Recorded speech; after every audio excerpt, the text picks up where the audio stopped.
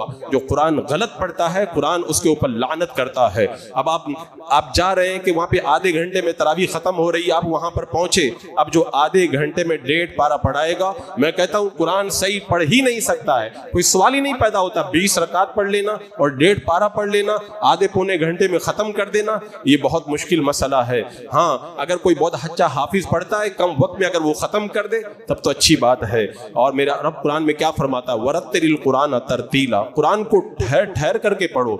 आला हजरत फरमाते हैं इतना ठहर करके कुरान पढ़ो कि उसकी आयतों को और उसके अल्फाज को आप गिन सको।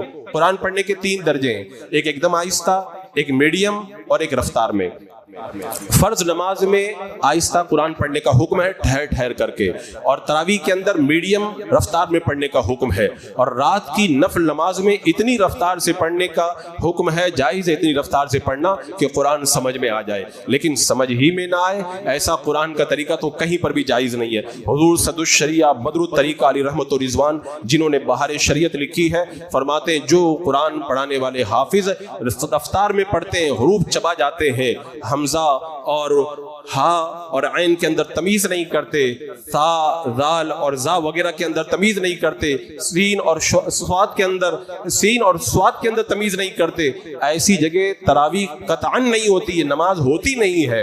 और खुद फरमाते हैं इसी मुसीबत की वजह से 3 साल हो गए तरावी में कुरान पाक का खत्म सुनना मुझे नहीं मिल पाता है। आप सोचें, हुजूर सदुश शरिया इतने बड़े परहेजगार आदमी के फजर की नमाज पढ़ने जा रहे हैं, आंखों की नजर बुढ़ापे में कमजोर हो गई, अचानक आपका पांव एक कुएं की मुंडेर पे पड़ गया, एक बूढ़ी माई ने आवाज दी, अरे बाबा आगे कुआं है, कुएं में गिर जाओगे। आप पीछे पलट करके आए, लेकिन जान का खतरा होने के बावजूद भी मस्जिद में जाके नमाज अदा करते। कभी आपने जमात को तर्क नहीं किया। इतने बड़े जमात के पाबंद, कहते मैं तरावी 3 साल से किसी हाफिज के पीछे नहीं पढ़ पा रहा हूं, वजह बोले गलत कुरान पढ़ते हैं। तो इतना बड़ा परहेजगार ये बता रहा है कि गलत कुरान जहां पे पढ़ा जाए वहां नमाज होना तो बहुत दूर की बात है, सवाब मिलना तो बहुत दूर की बात है, नमाज तक नहीं हुआ करती है। अजीजाने मुकर्रम, हमें अपना मिजाज बदलना होगा।